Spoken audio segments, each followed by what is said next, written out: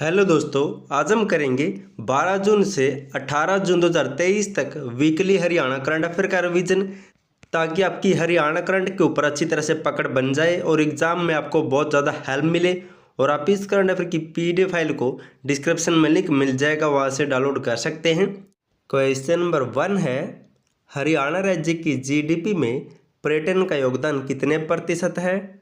तो इसका right answer होगा ऑप्शन बी 0.3% है।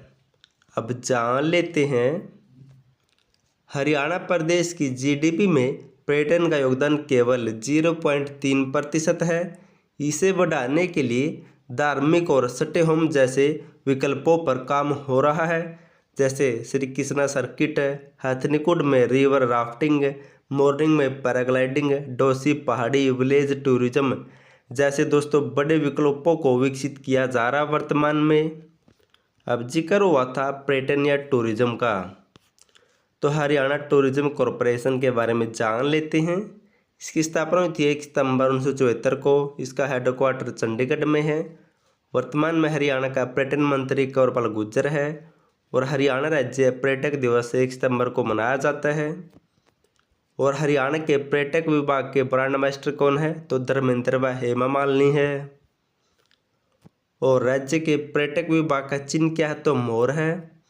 और पर्यटक विभाग का लोगो क्या है? तो केम हॉलीडे विद अस। ये भी आपको नोट कर लेना है।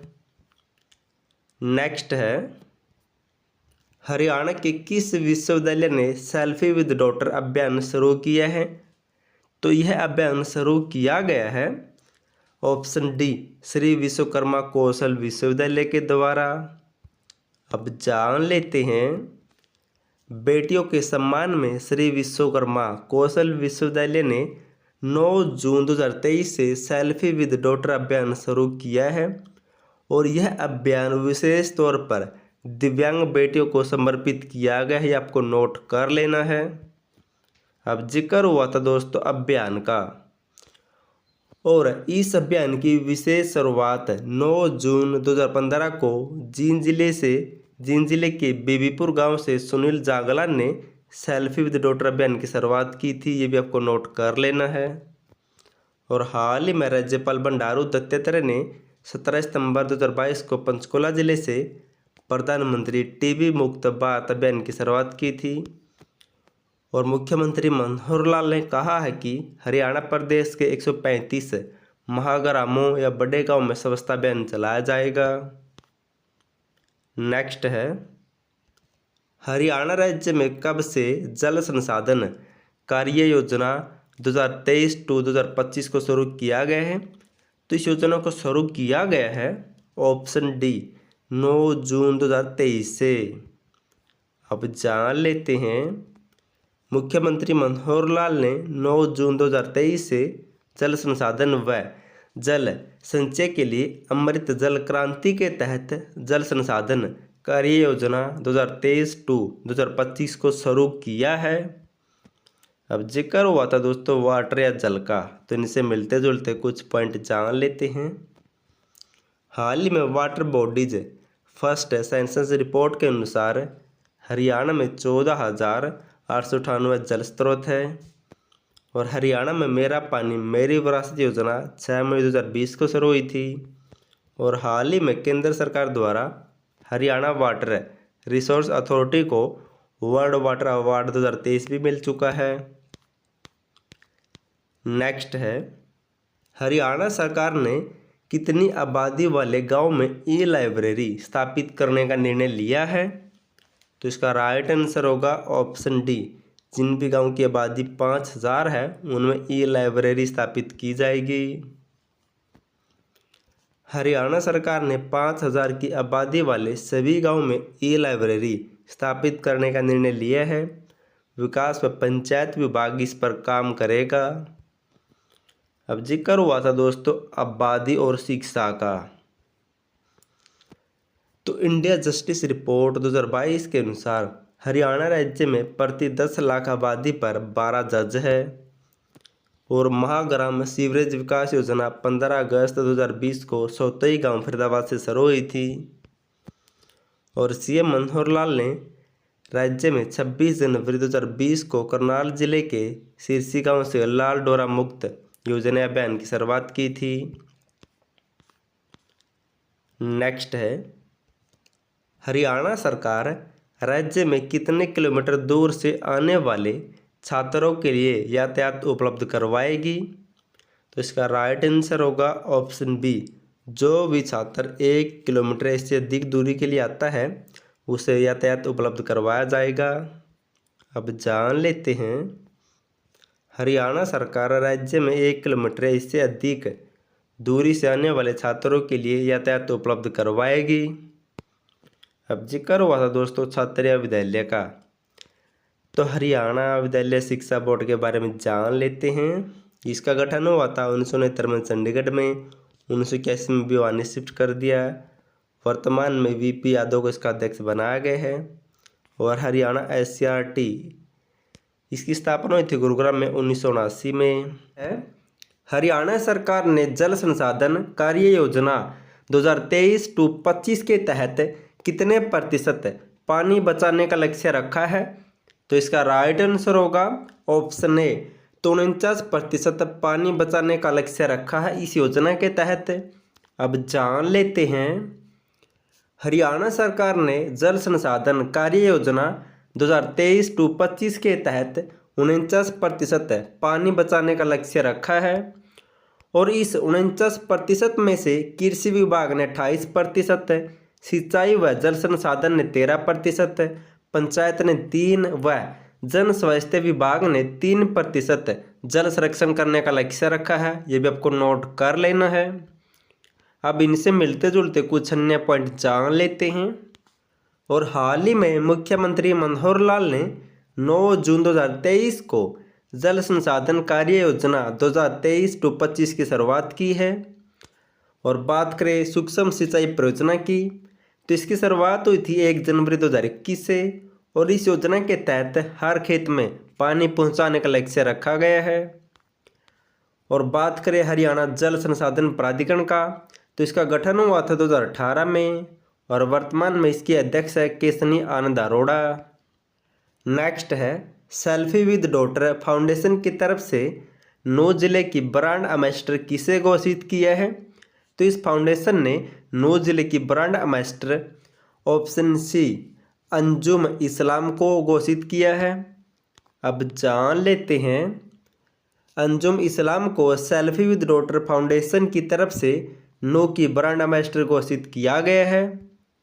अब जिक्र हुआ था ब्रांड एम्बेसडर का, तो हाल ही में हरियाणा शिक्षा विभाग की ब्रांड एम्बेसडर हिमांगी शर्मा को शिक्षा विभाग द्वारा डायबिटीज रोग के विरुद्ध मुहिम चलाने के लिए ब्रांड एम्बेसडर घोषित किया है। और मुख्यमंत्री मनोहर लाल ने गांव रावगढ़ के सरपंच नौरंग सिंह को सरपंचों से संबंधित ई टेंडरिंग प्रणाली का ब्रांड एम्बेसडर नियुक्त करने की घोषणा भी की थी। ये भी आपको नोट कर लेना है। नेक्स्ट है, हरियाणा राज्य ऑफ ग्रिड सोलर पंप की स्थापना में देश में कौन से स्थान पर है? तो इसमें हरियाणा ऑप्शन ए पहले स्थान पर है। अब जान लेते हैं, मुख्यमंत्री मनोहर लाल ने कहा कि ऑफ ग्रिड सोलर पंप की स्थापना में हरियाणा देश में अग्रणी राज्य है। वर्ष 2020-21 में 15,000 सोलर पंप स्थापित किए थे। और 2022-23 में दोस्तों 53,000 स्थापित किए जा चुके हैं। और इस वर्ष 70,000 सोलर पंप स्थापित करने का लक्ष्य रखा है। अब जिक्र हुआ था देश में पहला, तो फरीदाबाद जिले में देश का सबसे पहला stainless steel railway foot overbridge बनाया जाएगा। और हिसार की लोवास यूनिवर्सिटी में पशुओं के लिए उत्तर भारत का पहला ब्लड बैंक शुरू किया गया है। और भिवानी में हरियाणा का पहला काऊ हॉस्टल बनाया जाएगा। और फरीदाबाद में हरियाणा का पहला बस टर्मिनल भी बनाया गया है। ये भी आपको नोट कर लेना है। नेक्स्ट है, हरियाणा की लक्षिता सांडिल्य ने दक्षिण कोरिया में आयोजित एशियन एथलीट्स अंडर-20 स्पर्धा में कौन सा पदक जीता है? तो इस प्रतियोगिता में दोस्तों लक्षिता ने ऑप्शन ए स्वर्ण पदक या गोल्ड मेडल जीता है।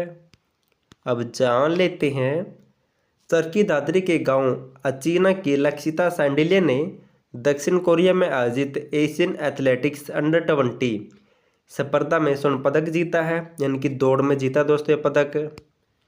अब जिक्र हुआ था चरखी दादरी का, तो चरखी दादरी जिले के टिकाना कला गांव में 12 नवंबर 1996 को हुए विमान हादसे की याद में स्मारक और पर्यटन स्थल बनाया जाएगा। और हाल ही में चरखी दादरी गांव के रानीला के अतुल साहू ने कुवैत में हुई एशियन एथलीट प्रतियोगिता में गोल्ड मेडल जीता था।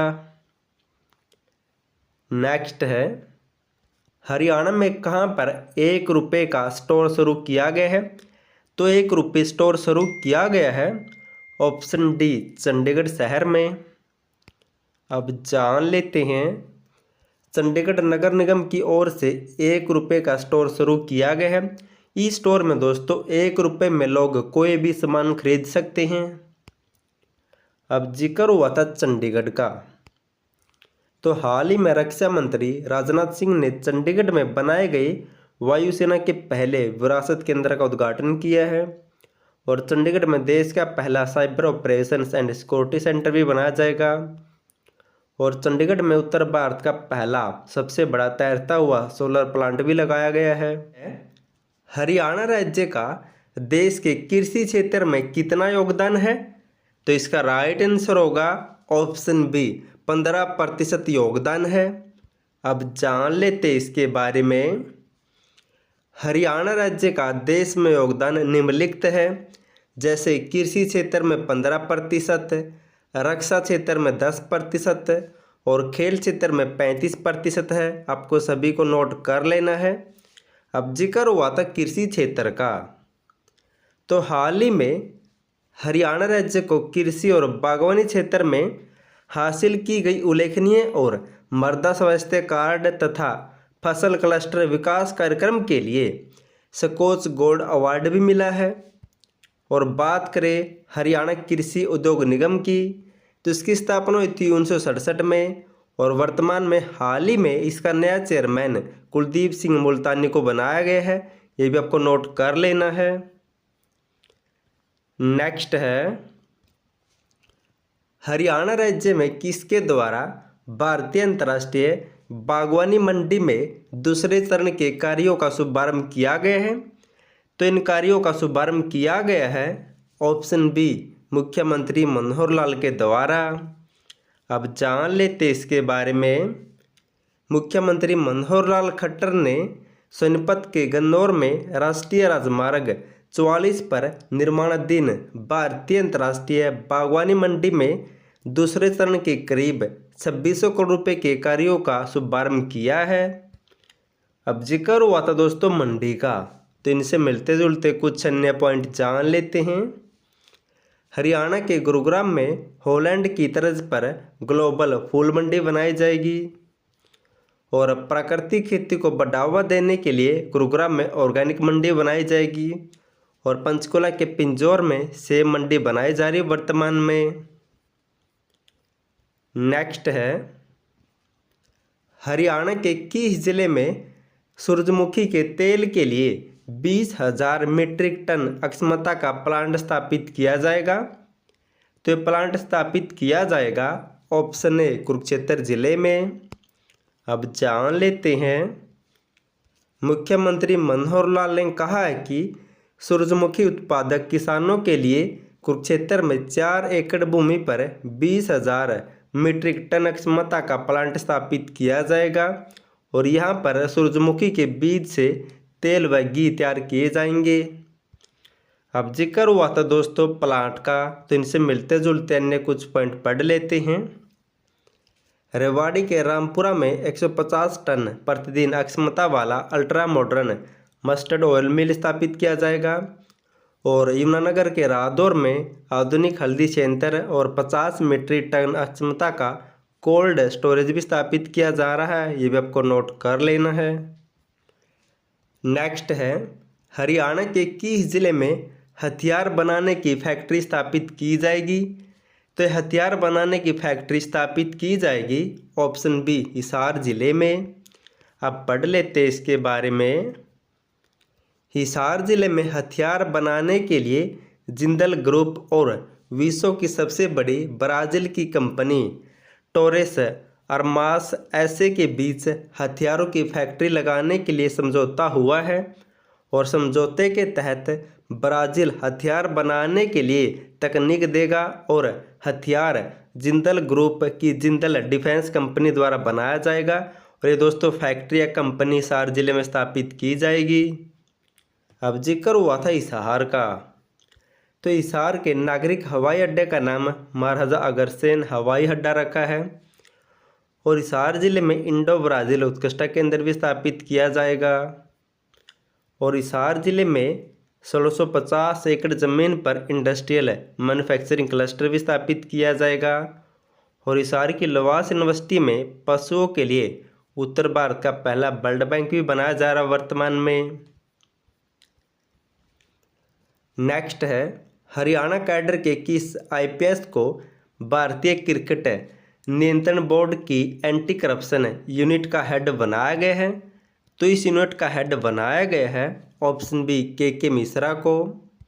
अब जान लेते हैं हरियाणा कैडर के आईपीएस अधिकारी के मिश्रा अब भारतीय क्रिकेट नियंत्रण बोर्ड की एंटी करप्शन यूनिट के हेड बन चुके हैं और वर्तमान में दोस्तों Mishra Haryana police complaint authority में सदस्य थे। अब इनको इसका हेड बनाया गया है। अब दोस्तों जिक्र हुआ था हेड या अध्यक्ष का, तो हाल ही में हरियाणा पैरा स्पोर्ट्स एसोसिएशन का अध्यक्ष आरती सिंह राव को बनाया गया है और हाल ही में फरीदाबाद के दीप भाटिया को हरियाणा मानवाधिकार आयोग का कार्यकारी अध्यक्ष नियुक्त किया गया है और हाल ही में दिग्विजय चौटाला को भारतीय हैंडबॉल संघ का अध्यक्ष बनाया गया है, जबकि जगमोहन राव को इसका महासचिव बनाया गया है। क्वेश्चन नंबर 1 है हरियाणा सरकार द्वारा पद्म अवार्ड प्राप्त करने वाले हरियाणा प्रदेश के लोगों को कितने हजार रुपए की मासिक पेंशन दी जाएगी? तो इसका राइट आंसर होगा ऑप्शन बी, तो 10,000 रुपये दिए जाएंगे। अब जान लेते इसके बारे में। सीएम मनोहर लाल ने कहा है कि पद्मश्री, पद्म भूषण व पद्म विभूषण अवार्ड प्राप्त करने वाले हरियाणा प्रदेश के लोगों को राज्य सरकार द्वारा 10,000 रुपये मासिक पेंशन दी जाएगी और इसके साथ ही इन अवार्ड प्राप्त विजेताओं को हरियाणा प्रदेश की वोल्वो बसों में मुफ्त यात्रा की सुविधा भी प्रदान की जाएगी। ये भी आपको नोट कर लेना है। अब जिक्र हुआ था पद्म अवार्ड का, तो हाल ही में हरियाणा की 2 हस्तियों को पद्मश्री सम्मान 2023 मिला है। डॉक्टर सुकामा आचार्य को महिला शक्तिकरण और शिक्षा क्षेत्र में मिला है, जबकि डॉक्टर बख्शीराम को गन्ना प्रजनन विज्ञान व अभियांत्रिक क्षेत्र में मिला है। जबकि 2022 में हरियाणा की 5 हस्तियों को पद्मश्री पुरस्कार 2022 मिला था। नीरज चोपड़ा को खेल क्षेत्र में, सुमित अंतिल को भी खेल क्षेत्र में, ओम प्रकाश गांधी को सामाजिक कार्य के लिए, मोतीलाल मदान को साइंस व इंजीनियर क्षेत्र में और राघवेंद्र तंवर को साहित्य व शिक्षा क्षेत्र में मिला था। ये भी आपको नोट कर लेना है क्योंकि ऐसे क्वेश्चन एग्जाम में बनते हैं। नेक्स्ट है हरियाणा के किस संस्थान ने दूध में एंटीबायोटिक अवशेष के पहचान की तकनीक विकसित की है? तो ऐसी तकनीक विकसित की गई है ऑप्शन बी एंड्राई करनाल के द्वारा। अब जान लेते हैं राष्ट्रीय डेयरी अनुसंधान संस्थान करनाल ने दूध में एंटीबायोटिक अवशेषों का तत्कालीन पता लगाने की एक नई विधि या तकनीक विकसित की है। अब जिक्र हुआ था एंड्राई करनाल का, तो हाल ही में राष्ट्रीय संस्थागत रैंकिंग फ्रेमवर्क में कृषि विषय से संबंधित सेवाओं की श्रेणी में इस संस्थान को देश में दूसरा स्थान मिला है और हाल ही में इसी संस्थान ने पशुओं के लिए प्रेगनेंसी रैपिड टेस्ट किट भी बनाई थी और हाल ही में इसी संस्थान ने एक महसी मित्र ऐप लॉन्च की थी जिससे पशुओं को गर्भधान कराने में पशुपालकों को सहायता मिलती है और इस संस्थान की स्थापना हुई थी 1955 में करनाल में और वर्तमान में इसके निदेशक है डॉक्टर धीर सिंह। ये भी आपको नोट कर लेना है। नेक्स्ट है हरियाणा जल संसाधन प्राधिकरण के आंकड़ों के मुताबिक राज्य के कितने गांव रेड जोन में आ चुके हैं? तो इन आंकड़ों के मुताबिक दोस्तों हरियाणा के ऑप्शन ए 1948 गांव रेड जोन में आ चुके हैं। अब जान लेते हैं हरियाणा जल संसाधन प्राधिकरण द्वारा पूरे प्रदेश से जुटाए आंकड़ों के मुताबिक अब तक 1948 गांव रेड जोन में आ चुके हैं और प्रदेश के कुल 7,287 गाँव में से केवल 1304 गाँव ग्रीन जोन में हैं, जबकि 5150 गाँव दोस्तों जहां पर तेज़ी से भूजल स्तर नीचे गिर रहा है और 1948 गाँव रेड जोन में आ चुके हैं। अब इनसे मिलते जुलते अन्य पॉइंट पढ़ लेते हैं। हाल ही में मुख्यमंत्री 9 जून 2023 को जल संसाधन कार्य योजना 2023-25 का शुभारंभ किया है। और बात करें हरियाणा जल संसाधन प्राधिकरण की तो वर्तमान में इसकी चेयरमैन या अध्यक्ष केशनी आनंद अरोड़ा है। नेक्स्ट है भारत ने पहली बार महिला जूनियर हॉकी खिताब जीता है। इसमें हरियाणा राज्य से कप्तान कौन थी? तो इस टीम की हरियाणा से कप्तान कौन थी? तो इसका राइट आंसर होगा ऑप्शन ए प्रीति। अब जान लेते हैं भारत ने जापान में हुए महिला जूनियर एशिया कप का खिताब जीता है और भारत ने यह पहला महिला जूनियर हॉकी खिताब जीता है और इसकी कप्तान थी सोनीपत की प्रीति। अब जिक्र हुआ था दोस्तों हॉकी का, तो इनसे मिलते जुलते अन्य पॉइंट पढ़ लेते हैं। और हाल ही में हरियाणा की हॉकी स्टार रानी रामपाल के नाम पर उत्तर प्रदेश के रायबरेली में एक स्टेडियम बनाया गया है और किसी भी महिला के नाम पर स्टेडियम बनने वाली ये पहली महिला भी बनी है। और हरियाणा के 3 हॉकी स्टारों को अर्जुन अवार्ड 2021 मिला था, सुरेंद्र पालड़ को, मोनिका मलिक को और सुमीत को। नेक्स्ट है हाल ही में हरियाणा की किस महिला ने माउंट मकालू चोटी फतेह की है? तो हाल ही में यह चोटी फतेह की गई है ऑप्शन डी अनीता कुंडू के द्वारा। अब जान लेते हैं हाल ही में हरियाणा के फरीदपुर गांव की अनीता कुंडू ने नेपाल की 8,481 मीटर ऊंची माउंट मकालू चोटी पर तिरंगा फहराया है या फिर इसे फतेह किया है। अब जिक्र हुआ था माउंट का, तो हाल ही में दोस्तों झज्जर जिले के कुलदीप देसवाल हिसार के डाटा गांव की मीनू ने माउंट एवरेस्ट को फतेह किया था मई 2022 में। और हाल ही में सोनीपत के नीतीश दहिया और रेवाड़ी के नरेंद्र यादव भी माउंट एवरेस्ट को फतेह कर चुके हैं, ये भी आपको नोट कर लेना है। हरियाणा सरकार ने विभागों में फैले भ्रष्टाचार और वित्तीय गड़बड़ी को रोकने के लिए किसका गठन किया है? तो इसके लिए हरियाणा सरकार ने ऑप्शन ए राज्य लेखा परीक्षा निदेशालय का गठन किया है। अब जान लेते इसके बारे में। विभागों में फैले भ्रष्टाचार और वित्तीय गड़बड़ी को रोकने के लिए हरियाणा सरकार ने राज्य लेखा परीक्षा निदेशालय का गठन कर दिया है। अब जिक्र हुआ था गठन का, तो इनसे मिलते जुलते कुछ अन्य पॉइंट पढ़ लेते हैं।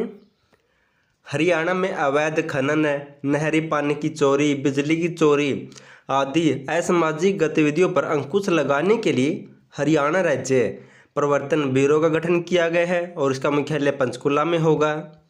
और हाल ही में सीएम ने राज्य सतर्कता ब्यूरो को और अधिक सशक्त करते हुए इसका नाम बदलकर भ्रष्टाचार रोधी ब्यूरो या एंटी करप्शन ब्यूरो रख दिया है और एक क्वेश्चन हाल ही के एग्जाम में पूछा गया था।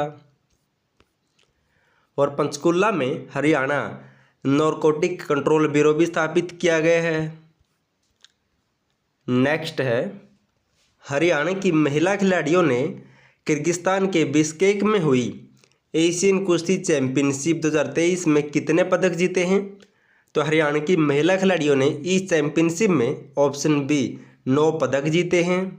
अब जान लेते हैं किर्गिस्तान के बिश्केक में एशियन कुश्ती चैंपियनशिप 2023 में हरियाणा की लाडलियों ने 7 गोल्ड मेडल, 1 रजत व 1 कांस्य पदक के साथ कुल 9 पदक जीते हैं।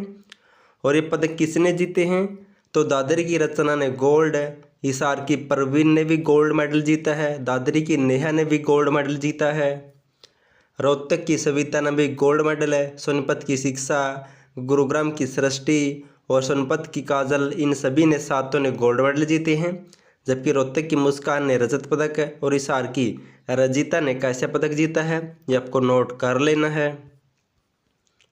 नेक्स्ट है, हरियाणा सरकार द्वारा गन्नौर खंड के सब्जी उत्पादकों को कितने वर्षों तक 5,000 रुपये प्रति एकड़ सब्सिडी दी जाएगी।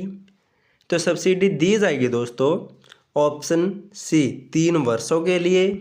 अब जान लेते हैं, हरियाणा सरकार द्वारा गन्नौर खंड के सब्जी उत्पादकों को 3 वर्षों तक 5,000 रुपये प्रति एकड़ सब्सिडी दी जाएगी, क्योंकि दोस्तों यहाँ पर अंतर्राष्ट्रीय बागवानी सब्जी मंडी बनाई जा रही है, इसलिए ये सब्सिडी दी जाएगी। अब इनसे मिलते जुलते कुछ अन्य पॉइंट जान लेते हैं। और हाल ही में मुख्यमंत्री ने 11 जून 2023 को गन्नौर में अंतर्राष्ट्रीय बागवानी मंडी के दूसरे चरण के कार्यों का शुभारंभ किया है। और गुरुग्राम में फूल मंडी बनाई जाएगी, और गुरुग्राम में ऑर्गेनिक मंडी भी बनाई जाएगी, और पंचकुला के पिंजौर में सेब सब्जी मंडी बनाई जा रही है वर्तमान में। नेक्स्ट है, हरियाणा शहरी विकास प्राधिकरण की 10 फेसलेस सेवाओं का शुभारंभ किसने किया है। तो इन सेवाओं का शुभारंभ किया गया है ऑप्शन ए मुख्यमंत्री मनोहर लाल के द्वारा। अब जान लेते हैं, मुख्यमंत्री मनोहर लाल ने 12 जून 2022 को हरियाणा शहरी विकास प्राधिकरण की 10 फेसलेस सेवाओं का शुभारंभ किया है। अब जिक्र हुआ था हरियाणा शहरी विकास प्राधिकरण का, तो दोस्तों इसे शुरुआत में हुड्डा कहा जाता था, लेकिन अब इसे HSVB बना दिया है। और इसकी स्थापना हुई थी जनवरी 1977 में, और इसका चेयरमैन होता है मुख्यमंत्री। अब इनसे मिलते जुलते कुछ अन्य जान लेते हैं। बात करें HPGCL Haryana power generation corporation limited, इसका गठन हुआ था 1997 में। वर्तमान में चेयरमैन PK दास है, और उनकी फुल फॉर्म भी पूछी जाती है। और बात करें Haryana state industrial and infrastructure development corporation HSIDCC, इसका गठन हुआ था 8 मार्च 1967 को, और वर्तमान में इसके चेयरमैन है श्री V उमाशंकर। नेक्स्ट है, हरियाणा की जैस्मिन रावत ने दिल्ली में आयोजित lawn tennis under 19 national championship में कौन सा पदक जीता है। तो जैस्मिन ने इसमें ऑप्शन ए स्वर्ण पदक या गोल्ड मेडल जीता है। अब जान लेते हैं, पलवल जिले के गांव बहिन की जैस्मिन रावत ने दिल्ली में आयोजित lawn tennis under 19 national championship में गोल्ड मेडल जीता है। अब जिक्र हुआ था टेनिस का, तो हाल ही में हरियाणा के उप मुख्यमंत्री दुष्यंत चौटाला की पत्नी मेघना अहलावत को भारतीय टेबल टेनिस महासंघ का अध्यक्ष बनाया गया है, और इस संघ की ये महिला अध्यक्ष बनने वाली पहली महिला बनी है, ये भी आपको नोट कर लेना है। और दुष्यंत चौटाला को हरियाणा टेबल टेनिस एसोसिएशन का अध्यक्ष बनाया गया है, ये भी आपको नोट कर लेना है।